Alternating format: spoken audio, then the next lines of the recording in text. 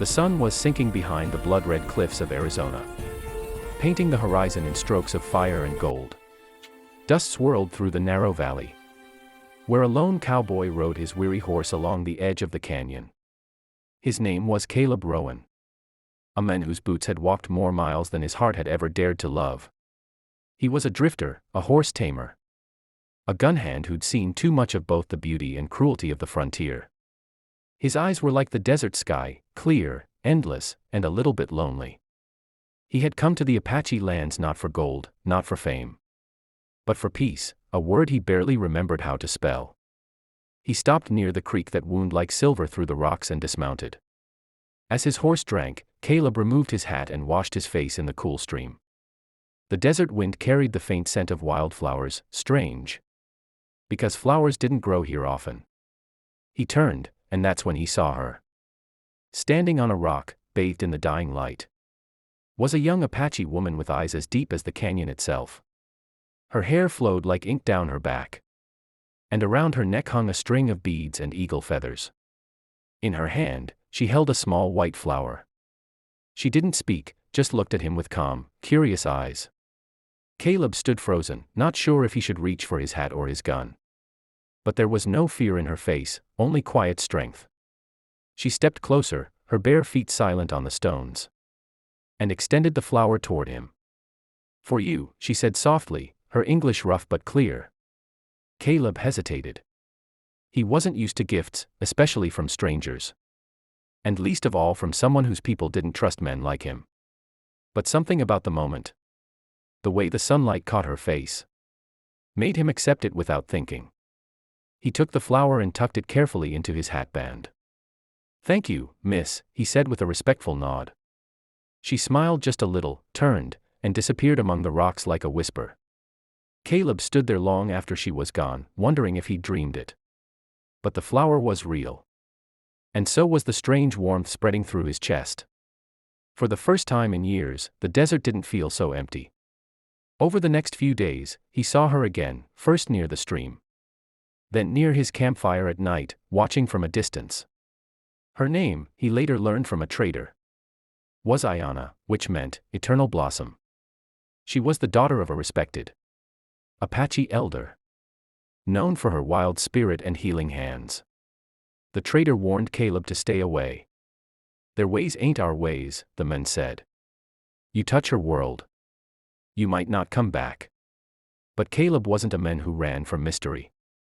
Each sunset, Aiyana seemed to appear like part of the wind itself, silent, graceful, and curious about this strange cowboy who talked to his horse and never raised his gun.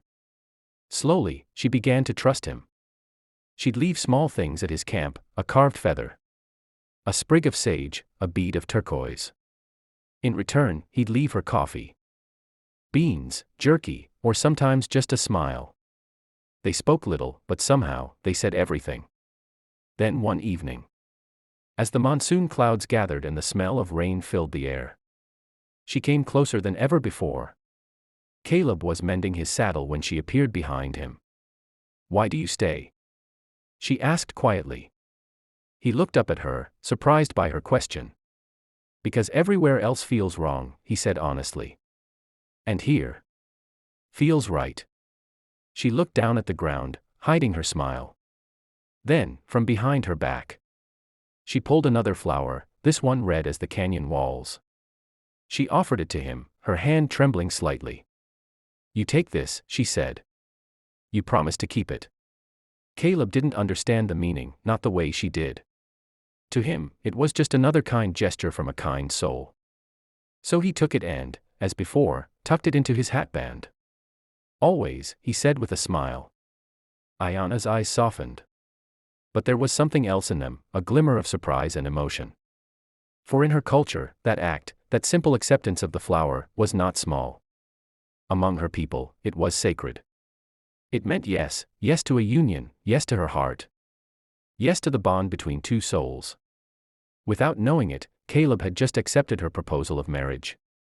That night, Aiyana returned to her tribe with quiet joy. Her father, Chief Naholo, saw the flower missing from her hair and understood what had happened. "You have chosen," he said solemnly, but the man is not one of us.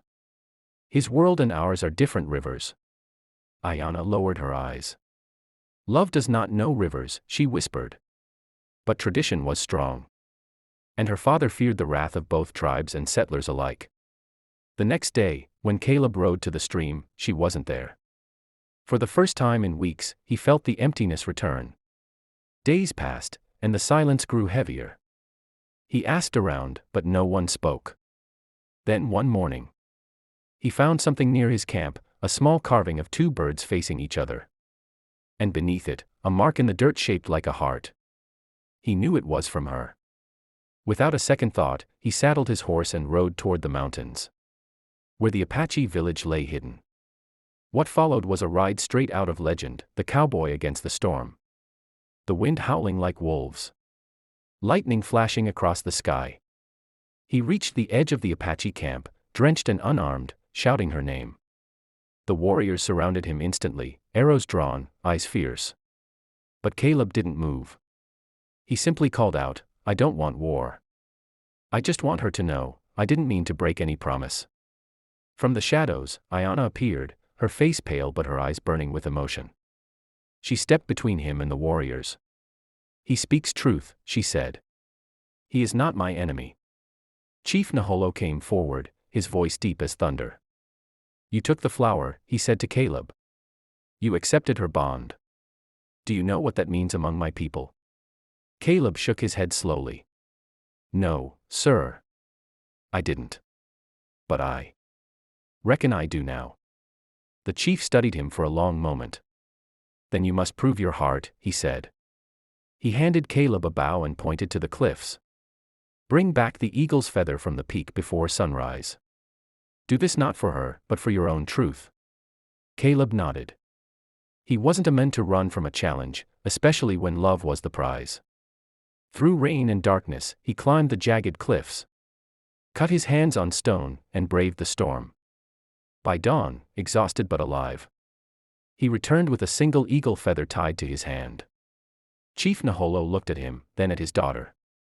"The wind has spoken," he said finally. "The flower's promise stands." He placed the feather beside the red bloom on Caleb's hat, sealing the bond in the eyes of the tribe. Aiyana's eyes filled with tears as she stepped closer. "You did not know what you said yes to," she whispered. "But your heart knew before your mind." Caleb smiled, his rough hand brushing hers. "Maybe love don't need words," he said softly. "Maybe it just needs a flower."